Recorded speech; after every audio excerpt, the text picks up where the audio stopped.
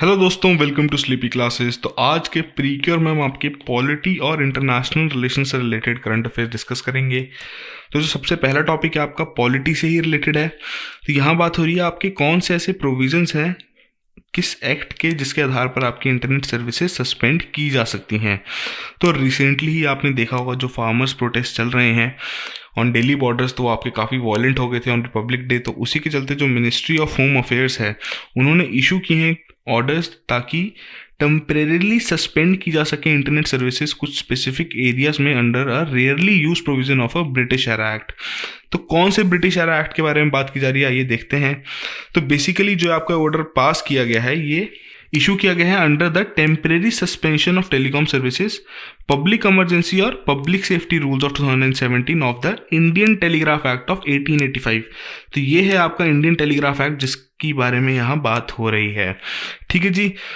और ये इससे पहले भी आपके इस तरीके के ऑर्डर्स इशू किए गए हैं जब आपका सीए और एनआरसी से रिलेटेड जब प्रोटेस्ट चल रहे थे दिल्ली में। ठीक है जी। तो ये जो रूल्स फ्रेम किए गए हैं 2017 में, ये एम्पावर करते हैं union home secretary and the states home secretary को कि वो पास कर सकते हैं directions to suspend the telecom services including internet. ठीक है जी, किसी एक पर्टिकुलर एरिया में ड्यू टू पब्लिक इमरजेंसी और पब्लिक सेफ्टी। तो ये बेसिक सा इसमें रीजन साइट करके ये इस तरीके के सर्विसेज को सस्पेंड कर सकते हैं। ठीक है जी। तो अगर हम देखें बेसिक सा क्या वर्क प्रोसीजर रहता है, किस तरीके से ऑर्डर पास किया जाता है, तो जो भी इसमें आपकी जॉइंट सेक्रेटरी होंगे या उनसे ऊपर के पोजीशन पर होंगे जो कि ऑथराइज्ड होंगे by the union home secretary centre level पर या फिर जो आपके स्टेट लेवल पर होंगे, वो बेसिकली आपकी एक नोटिफिकेशन इशू करेंगे जो कि कॉम्पिटेंट अथॉरिटी को जाएगी जिसे रिव्यू करना है विद इन 24 आवर्स। ठीक है जी। वो अपना उस नोटिफिकेशन को रिव्यू कमेटी को भेज देंगे, उन्हें रिव्यू करना है फिर वो order with in the next 5 working days, और उसी के चलते फिर वो जो आपके फाइनल ऑर्डर्स हैं वो भेज दिए जाते हैं टू द टेलीग्राफ अथॉरिटी। ठीक है जी। और इस तरीके से आपकी सस्पेंशन लगा दी जाती है। तो बेसिक सा आपका हम कह सकते हैं प्रोसीजर है इसमें। बात कर लें अगर इंडियन टेलीग्राफ एक्ट ऑफ 1885 के बारे में, बेसिकली आपका गवर्न करता है use of wired and wireless telegraphy, telephones, teletype, radio communications and digital data communications. Basically इस एक्ट के आधार पर जो हमारी भारत की सरकार है उन्हें एक एक्सक्लूसिव जुरिस्डिक्शन दे दी जाती है और कुछ प्रिविलेजेस प्रोवाइड कर दी जाते हैं कि वो एस्टैब्लिश कर सकते हैं, मेंटेन कर सकते हैं, ऑपरेट कर सकते हैं, लाइसेंस कर सकते हैं और ओवरसाइट भी कर सकते हैं all forms of wired as well as wireless communications within the Indian territory. साथ के साथ सरकार के पास अथॉरिटी है कि जितनी भी सरकारी लॉ इन्फोर्समेंट एजेंसीज हैं कि उन्हें अथॉरिटी दे टू मॉनिटर या फिर intercept communications and even tap phone lines under the conditions defined in the Indian constitution. तो यहाँ पर अब आपका जो आर्टिकल 21 है उसके आधार पर आपको राइट टू प्रिवेसी दी गई है। ठीक है जी। तो आप बताइए यहाँ पर वो वायलेट होगी या नहीं होगी, पढ़िए इसके बारे में। ठीक है जी। जो आपका इसका सेक्शन 5(2) है बेसिकली वो अलाउ करता है सेंट्रल और स्टेट गवर्नमेंट्स को ताकि वो ट्रांसमिशन प्रिवेंट कर सकते हैं और messaging during a public emergency और इंटरेस्ट ऑफ पब्लिक सेफ्टी, जो कि हमने आपका ऊपर भी डिस्कस किया कि यही रीजन साइट करके आपकी जो इंटरनेट सर्विसेज हैं वो सस्पेंड की गई हैं या फिर ऑन और the interest of the sovereignty and integrity of India and the security of the state. ठीक है जी। तो ये भी रीजन वहां पर साइट कर सकते हैं। इसके अलावा और कौन कौन से इनैक्टमेंट्स हैं जो गवर्न करती हैं आपकी टेलीकॉम सेक्टर, तो बेसिकली ये तो हम डिस्कस कर ही चुके हैं इंडियन टेलीग्राफ एक्ट ऑफ 1885। फिर इसमें आपका Indian telegraph amendment rules of 2000 भी है। ठीक है जी। इसके बारे में देखिए Indian wireless act of 1933, cable television networks regulations act of 1995, information technology act of 2000, ये तो काफ़ी फेमस भी है, काफ़ी बार हमारे प्रीक्योर प्रीमिक्स और जनरल लेक्चर्स में भी कवर हुआ है। ठीक है जी। फिर आपकी ब्रॉडबैंड पॉलिसी ऑफ 2004 है। तो ये सभी प्रोविजंस हैं जिनके आधार पर आपकी जो टेलीकॉम सेक्टर है, जो टेलीकॉम सर्विसेज हैं वो रेगुलेट की जा सकती हैं।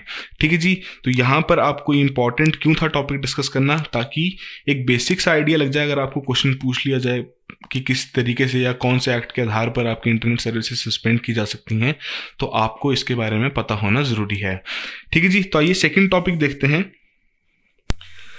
तो यहाँ बात हो रही है, इलेक्शन कमीशन ने जो रिसेंटली ही आपके digital voter identity card issue करने शुरू कर दिए हैं, ठीक है जी। तो बेसिकली ये जो इलेक्ट्रॉनिक वर्जन है आपके वोटर के फोटो आइडेंटिटी कार्ड का, इसे स्टोर किया जा सकता है mobile phones as well as इसे आप अपने पर्सनल कंप्यूटर्स में भी डाउनलोड कर सकते हैं। तो बेसिकली जैसे आपका आधार कार्ड है, आप आधार की वेबसाइट पे जाते हैं, वहाँ से अपना आधार डाउनलोड कर सकते हैं, उसी तरीके से इन्होंने ये आपके वोटर आइडेंटिटी कार्ड के लिए भी एक प्रोविज़न सेट कर दिया है, ठीक है जी। तो ये बेसिकली हम कह सकते हैं एक बेटर ई गवर्नेंस की तरफ सरकार का एक कदम है। सो ये सब सर्विसेज आपकी वहाँ पर प्रोवाइड की जाएंगी कि रजिस्ट्रेशन भी की जा सकती है नए वोटर के लिए, या फिर ओवरसीज़ वोटर के लिए भी आप ऑनलाइन अप्लाई कर सकते हैं। अगर आपको कोई करेक्शन करानी है अपनी एंट्रीज में इन द इलेक्टोरल रोल, आप वो करवा सकते हैं। तो मतलब ये सारी सर्विसेज आपकी इस प्लेटफॉर्म के माध्यम से प्रोवाइड की जाएंगी। और अभी आपके वेस्ट बंगाल, तमिलनाडु, असम, केरला, पुडुचेरी, इन सभी जगह पे स्टेट असेंबली इलेक्शंस होने हैं, तो वहाँ पर आपका ये अब ई वोटर कार्ड आप यूज़ कर सकते हैं, ठीक है जी। बट साथ के साथ जो आपका फिजिकल वोटर कार्ड है वो भी अभी भी आपका एडमिसिबल रहेगा। और वैसे भी हम इन पूरे टॉपिक के बारे में ऑलरेडी बात कर चुके थे जब हमने दिसंबर में आपका प्रीक्योर कवर किया था कि इलेक्शन कमीशन आपके कुछ नए रिफॉर्म्स लाना चाहता है। तो उसी में से आपका एक ये भी था कि वो डिजिटली जो आपका वोटर आईडी कार्ड है उसे लॉन्च करना चाहते हैं, ठीक है जी। और उन्होंने अब ये कर भी दिया। सो बेसिकली आपका नॉन एडिटेबल डिजिटल वर्जन है। और बेसिक सा पर्पस इसे लॉन्च करने का क्यों था, क्योंकि जो आपके फिजिकल वोटर कार्ड्स रहते हैं वो काफ़ी टाइम लगता है उन्हें प्रिंट करने में और वोटर तक पहुंचाने में। तो बेसिकली इस आइडिया के माध्यम से आपकी पहली बात तो फास्टर डिलीवरी प्रोवाइड की जाएगी और साथ के साथ इजी एक्सेसिबिलिटी भी होगी इस डॉक्यूमेंट के लिए, क्योंकि जो आपका वोटर आईडी कार्ड है उसे as an proof of identity and address भी आप यूज़ कर सकते हैं, ठीक है जी, जैसे कि आप आधार कार्ड को भी यूज़ करते हैं। सो जो इलेक्शन कमीशन है काफ़ी डे बाय डे हम देखें तो उसकी जो फंक्शनिंग है वो इम्प्रूव होती जा रही है। वो रिफॉर्म्स ला रहे हैं कि जो वोटर हैं उनकी अवेयरनेस बढ़ाई जा सके। तो उसी से रिलेटेड आपका ये रेडियो हेलो वोटर्स करके भी उन्होंने एक प्रोग्राम लॉन्च किया है, जिसके चलते वैल्यूबल इंफॉर्मेशन और एजुकेशन प्रोवाइड की जाएगी on electoral processes through songs, drama, discussion, spots, stories of elections in Hindi, English and regional languages from all over the country, ताकि जो ये वोटर अवेयरनेस का जो कैंपेन है उसे और ज़्यादा बूस्ट मिले, ठीक है जी। सो अब बात इतनी कर ही ली है तो थोड़ी सी इलेक्शन कमीशन के बारे में भी थोड़ा रिवाइज कर लें। काफ़ी इंपॉर्टेंट टॉपिक है आपके प्रीलिम्स पॉइंट ऑफ व्यू से। तो ये तो आपको पता ही है कि जो आपका इलेक्शन कमीशन है वो बेसिकली जनवरी 25, 1950 को इस्टेब्लिश कर दिया गया था। इसकी स्थापना कर दी गई थी भारत के रिपब्लिक होने से एक दिन पहले, ठीक है जी। और अभी कुछ सालों से भी अगर देखें तो जनवरी 25 को आपका नेशनल वोटर डे के आधार पर रिकॉग्नाइज किया जाता है। अब प्रीलिम्स पॉइंट ऑफ व्यू से खास बात कि जो आपका आर्टिकल 324 है, ठीक है जी, ये आपके लिए काफ़ी इंपॉर्टेंट है क्योंकि इसी के चलते कॉन्स्टिट्यूशन प्रोवाइड करता है इलेक्शन कमीशन को कुछ पावर्स, जैसे कि of direction, superintendence and control of elections to parliament, state legislatures and the office of president as well as the office of vice president of India, ठीक है जी। तो important article है, इसको अपने नोट्स में लिख लीजिए कहीं पर, ठीक है जी। बट एक इम्पॉर्टेंट बात जो आपको पता होनी चाहिए कि जो कमीशन है ये आपके जो इलेक्शंस होते हैं म्यूनिसिपैलिटीज़ और पंचायत के स्टेट्स में उनके साथ डील नहीं करता। इसके लिए आपके सेपरेट इलेक्शन कमीशन प्रोवाइड किया गया है by the constitution of India for the same elections. So 1950 में इसकी स्थापना कर दी गई थी, बट ये आपका 1989 अक्टूबर 1989 तक ये जो इलेक्शन कमीशन था ये सिर्फ आपकी एक 1 मेंबर बॉडी थी, जिसमें आपके सिर्फ एक चीफ इलेक्शन कमिश्नर थे एज इट्स सोल मेंबर। फिर जब आपका 1989 में जो वोटिंग एज चेंज कर दी गई थी फ्रॉम 21 to 18 ईयर्स, तो उस दौरान आपके 2 और इलेक्शन कमिश्नर्स अपॉइंट कर दिए गए थे by the president in order to cope up with the increased work of election commission. और तभी से आपके जो इलेक्शन कमीशन है ये मल्टी मेंबर बॉडी है और बेसिकली इसके आपके 3 इलेक्शन कमिश्नर्स हैं। तो जो चीफ हैं और जो बाकी के 2 इलेक्शन कमिश्नर्स हैं उनकी सेम पावर्स और एमोलूमेंट्स हैं इंक्लूडिंग सैलरीज, जो कि एक सुप्रीम कोर्ट जज को मिलती है। ये आपको पता होना बहुत ज़रूरी है, स्टेटमेंट के तौर पर आपसे पूछ ली जाती है इस तरीके की बातें। अगर कोई डिफरेंस ऑफ ओपिनियन हो among the chief election commissioner या फिर जो उनके बाकी के 2 इलेक्शन कमिश्नर हैं, तो बेसिकली जो ये मैटर होता है वो कमीशन डिसाइड करता है बाय मेजॉरिटी। ठीक है जी। और एक खास बात कि क्या एलिजिबिलिटी है, किस तरीके से क्या टर्म रहता है इनका। तो बेसिकली ये जो ऑफिस होल्ड करते हैं ये 6 साल के लिए ही होल्ड करते हैं, या फिर अगर उनकी एज 65 ईयर्स होगी हो तब तक अटेन करते हैं। इन्हें हटाया भी जा सकता है, ये रिज़ाइन भी कर सकते हैं किसी भी समय before the expiry of their term. तो ये बेसिक सी डिटेल्स थी आपकी इलेक्शन कमीशन से रिलेटेड। तो इस तरीके के जो आपके स्टैटिक टॉपिक्स हैं इन्हें भी रेगुलरली रिवाइज करना बहुत ज़रूरी है। क्वेश्चन आपको डायरेक्टली पूछ लिया जाता है कि आपकी क्या पावर्स रहती हैं, क्या प्रोविजंस हैं कॉन्स्टिट्यूशन में जिसके आधार पर इलेक्शन कमीशन काम करता है। तो ये सारी चीज़ें आपके लिए इंपॉर्टेंट हैं। ठीक है जी। तो थर्ड टॉपिक में हम आपकी बात करेंगे स्टार्स प्रोजेक्ट के बारे में कि रिसेंटली जो इनकी फाइनेंशियल सपोर्ट जो प्रोवाइड करनी थी वर्ल्ड बैंक द्वारा, तो उसके रिलेटेड एक एग्रीमेंट साइन हुआ है वर्ल्ड बैंक और मिनिस्ट्री ऑफ एजुकेशन। तो स्टार्स प्रोजेक्ट बेसिकली क्या है, strengthening teaching learning and result for states project. ठीक है जी। और इसी से रिलेटेड जो अभी आपका एग्रीमेंट साइन हुआ है तो उसके चलते वर्ल्ड बैंक आपकी सपोर्ट दे रहा है ऑफ $500 मिलियन। ठीक है जी। तो जैसे कि आपके जितने भी प्रोजेक्ट्स या स्कीम्स होती हैं उनमें जो खास बातें होती हैं वही हम इस स्कीम से रिलेटेड भी डिस्कस करेंगे। पहली बात, ये आपकी सेंट्रली स्पॉन्सर्ड स्कीम है, मतलब इसमें जो आपका स्टेट का शेयर है और जो सेंट्रल गवर्नमेंट का शेयर है वो अलग अलग होगा। ऐसा नहीं होगा कि ये टोटली ही आपकी केंद्रीय सरकार द्वारा फंडेड होगी। जो केंद्रीय सरकार द्वारा फंडेड होती हैं उन्हें हम सेंट्रल सेक्टोरल स्कीम्स कहते हैं। ठीक है जी। और ये आपकी इंप्लीमेंट की जाएगी under the department of school education and literacy, जो कि आपका मिनिस्ट्री ऑफ एजुकेशन के अंडर आता है। ठीक है जी। और पहले ही आपकी जो यूनियन कैबिनेट है उन्होंने अप्रूव कर दिया था proposal of stars project on October 14, 2020। तो इम्प्लीमेंटेशन के बारे में देखें किस तरीके से इम्प्लीमेंटेशन होगी, ये भी आपके लिए काफ़ी इंपॉर्टेंट पॉइंट रहता है। कई बार आपको पूछ लिया जाता है कि क्या कोई स्कीम या प्रोजेक्ट पैन इंडिया पे इम्प्लीमेंटेशन की जाएगी, मतलब सभी स्टेट्स पर इम्प्लीमेंट की जाएगी कि या फिर कुछ सिलेक्टिव स्टेट्स पर ही की जाएगी। तो बेसिकली ये जो प्रोजेक्ट है ये आपका कवर करेगा 6 स्टेट्स, हिमाचल प्रदेश, राजस्थान, महाराष्ट्र, मध्य प्रदेश, केरला एंड उड़ीसा। तो ये जितने भी स्टेट्स हैं इन्हें हर प्रकार की सपोर्ट प्रोवाइड की जाएगी for various interventions for improving the quality of education. ठीक है जी। सो प्रोग्राम के बारे में बात करें, बेसिक्स ऑब्जेक्टिव क्या है कि जो ओवरऑल मॉनिटरिंग है और जो मेजरमेंट एक्टिविटीज़ हैं इन the Indian school education system उसे इम्प्रूव किया जा सके। सो बेसिकली जो आपका स्टार्स प्रोजेक्ट है ये आपका जो एग्जिस्टिंग स्ट्रक्चर है अंडर द समग्र शिक्षा, तो ये भी काफ़ी इंपॉर्टेंट स्कीम है आपके लिए। बेसिकली इसके चलते जो आपकी 3 स्कीम्स थी, पहली सर्व शिक्षा अभियान, दूसरी राष्ट्रीय माध्यमिक शिक्षा अभियान और तीसरी टीचर एजुकेशन, ये तीनों ही इसमें सबस्यूम हो गई थी। तो इसी के स्ट्रक्चर के आधार पर इसे इम्प्लीमेंट किया जाएगा, जिसमें आपकी department of school education and literacy main implementing agency होगी at the national level. State level पर बात करें तो ये जो प्रोजेक्ट है ये आपका इम्प्लीमेंट किया जाएगा through the integrated state implementation society for समग्र शिक्षा, जिसके बारे में हमने अभी ऊपर बात ही की है। ठीक है जी। सो बेसिकली जो वर्ल्ड बैंक की सपोर्ट प्रपोज की गई है अंडर द स्टार्स प्रोजेक्ट ये आपकी होगी in the form of result based financing instrument, जो कि रिसेंटली ही वर्ल्ड बैंक द्वारा यूज़ किया जा रहा है, जिसका नाम है प्रोग्राम्स फॉर रिजल्ट्स।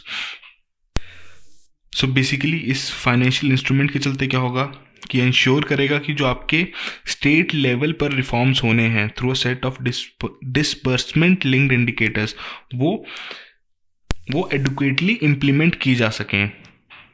और इसी के लिए आपकी एक इंडिपेंडेंट वेरिफिकेशन एजेंसी वेरीफाई करेगी हर एक रिजल्ट को फंड्स डिसम्बर्स करने से पहले। ठीक है जी। तो बेसिक सी डिटेल्स थी।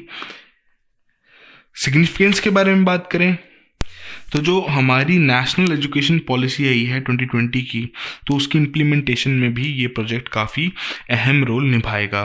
ठीक है जी। जिसमें आपके काफ़ी सारे प्रोविजंस थे, जैसे कि strengthening early childhood education and foundational learning, improving learning assessment system, ICT enabled approaches in education, teacher development and vocational education, मतलब काफ़ी सारे प्रोविजंस थे जो कि हम ऑलरेडी ही हमारे एक टॉपिक में डिस्कस कर चुके हैं।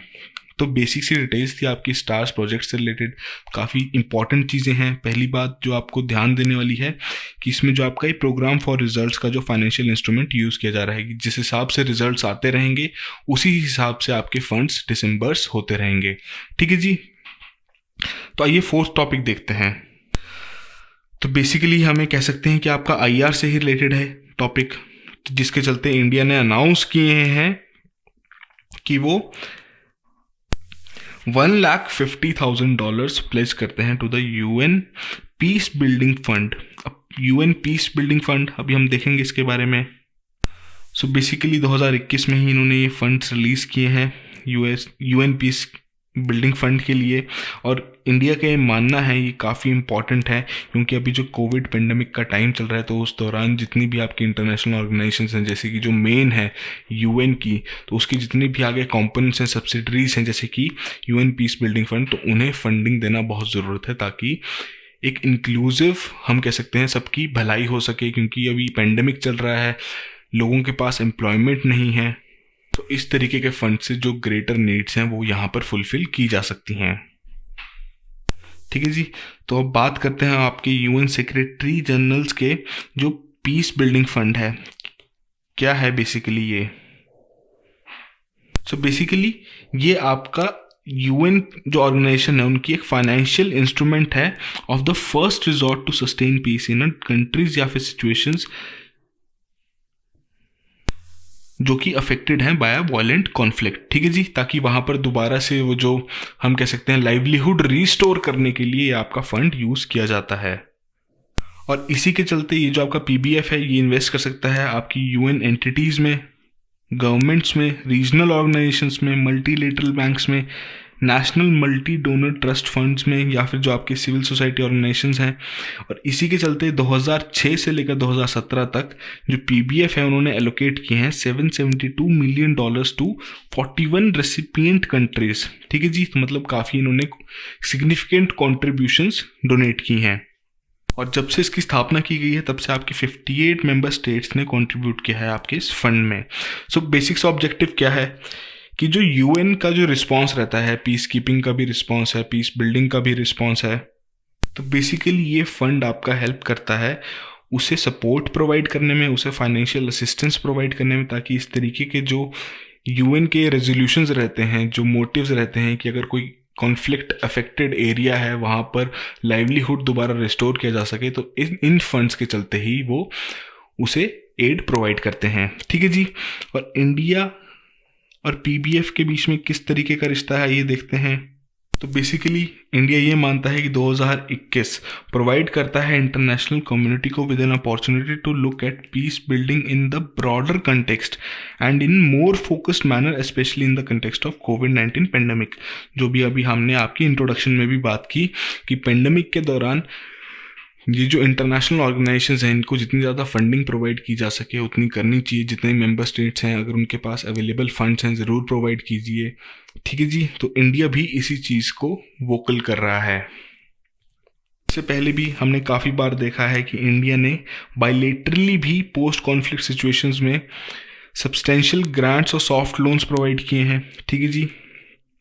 जैसे कि इंफ्रास्ट्रक्चर पे भी फोकस किया है, जैसे कि हाउसिंग हो गया, एजुकेशन एंड हेल्थ हो गया, कनेक्टिविटी, लाइवलीहुड। और ये इसके लिए जो परफेक्ट एग्जांपल है जो कि आप अपने मेंस आंसर राइटिंग में भी कोट कर सकते हैं वो है अफगानिस्तान के लिए, कि इंडिया ने वहाँ पर काफ़ी प्रोजेक्ट्स लिए हैं in the every province of the country.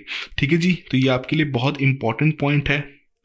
Mains answer writing में अगर आपको इंटरनेशनल रिलेशन से रिलेटेड क्वेश्चन आता है कि इंडिया किस तरीके से कॉन्ट्रीब्यूट करता है अपने भाई बंधु देशों के लिए, तो आप वहाँ पर इस चीज़ को कोट कर सकते हैं। साथ के साथ इंडिया ने जो कमिटमेंट रखी है कि कोविड-19 वैक्सीन्स की वो प्रोवाइड करेंगे कुछ देशों को, तो वो भी अब इंडिया पूरा कर रहा है। धीरे धीरे उस पर भी काम हो रहा है।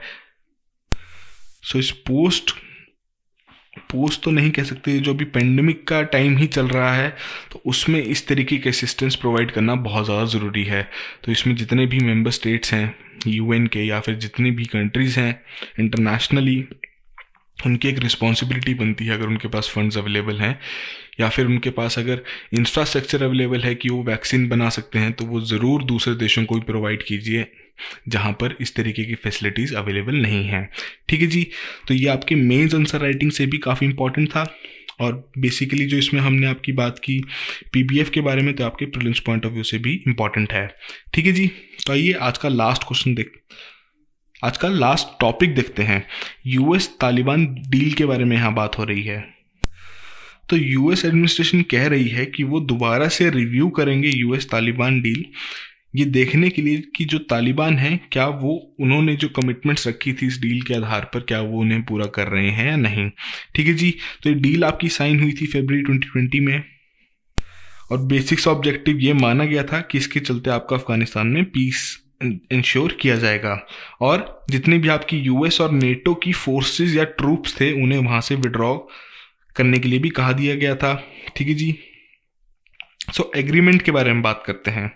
सो बेसिकली जो पैक्ट था ये आपका साइन हुआ था between the US special representative for Afghanistan reconciliation and the political head of the Taliban, और ये आपका फरवरी 29, 2020 में हुआ था। सो बेसिकली इस एग्रीमेंट के आधार पर ये कहा गया था कि पहली बात तो परमानेंट और कॉम्प्रिहेंसिव सीज़फायर इंश्योर कर दिया जाएगा, जो कि काफ़ी टाइम से तालिबान की डिमांड भी थी।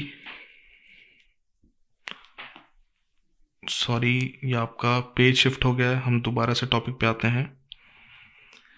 तो हम यहाँ थे, और इसी के चलते आपका जॉइंट डिक्लेरेशन भी साइन किया गया था between the Afghan government, Islamic Republic of Afghanistan and the US, जो कि इशू हुआ था काबुल में उस दौरान। ठीक है जी, तो सिग्निफिकेंस क्या रही इस डील की, तो ये तो हम बात कर ही चुके हैं कि इस डील के चलते जितनी भी आपकी यूएस ट्रूप्स या फिर जितनी भी आपकी नेटो की फोर्सेस वहाँ पर प्रेजेंट थी उन्हें विड्रॉ करने के लिए कहा दिया गया था, जिसके लिए उन्होंने 14 मंथ्स का टाइम लिया था। और इसमें सबसे मेन काउंटर टेररिज्म कमिटमेंट क्या रही थी तालिबान की, उन्होंने ये कहा था कि तालिबान अलाउ नहीं करेगा किसी भी अपने मेंबर्स को या इंडिविजुअल्स को या किसी भी ग्रुप को इंक्लूडिंग द अलकायदा कि वो अफगानिस्तान को यूज़ करे to threaten the security of the United States and its allies. बाकी एलिमेंट्स क्या थे कि बेसिकली जितने भी आपके सैंक्शंस थे उन तालिबान लीडर्स उन्हें हटा दिया जाए, दोनों तरफ से जितने भी प्रिजनर्स थे उन्हें रिलीज़ किया जाए, और सीज फायर तो मैंशन ही था।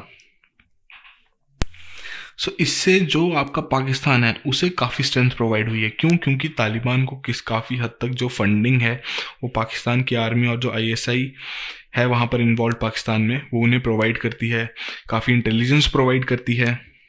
इस हम कह सकते हैं डील से जो यूएस के जो ट्रूप्स हैं और जो नेटो के ट्रूप्स हैं उनके विड्रॉल से इन्हें काफ़ी ज़्यादा बेनिफिट हुआ है। और ये जो पूरी डील साइन हुई है इसमें अफगान गवर्नमेंट को कम्प्लीटली साइडलाइन कर दिया गया था। ठीक है जी, तो कि जब सरकार ही नहीं इंक्लूड की गई तो अब वहाँ की जनता का, जो वहाँ की इनोसेंट जनता है, उनका क्या फ्यूचर रहेगा वो बिल्कुल ही अनसर्टेन है, और ये बिल्कुल उसी चीज़ पर डिपेंड करेगा किस तरीके से तालिबान ऑनर करता है अपनी कमिटमेंट्स को। ठीक है जी, तो बेसिक से डिटेल्स थी आपकी इस टॉपिक से। तो आज के हमारे 5 टॉपिक्स यहीं ख़त्म होते हैं। आई होप आपने कुछ ना कुछ यहाँ गेन ज़रूर किया हो। तो इसी तरीके से रेगुलरली करंट अफेयर्स फॉलो करते रहिए। आपके प्रीलिम्स नज़दीक आते जा रहे हैं तो ये काफ़ी एक्यूरेट टाइम है कि आप अपना गियर शिफ्ट कर लें। जो प्रीलिम बेस्ड टेस्ट सीरीज़ है आप उसे भी गो थ्रू कर सकते हैं, आप उसे भी ज्वाइन कर सकते हैं।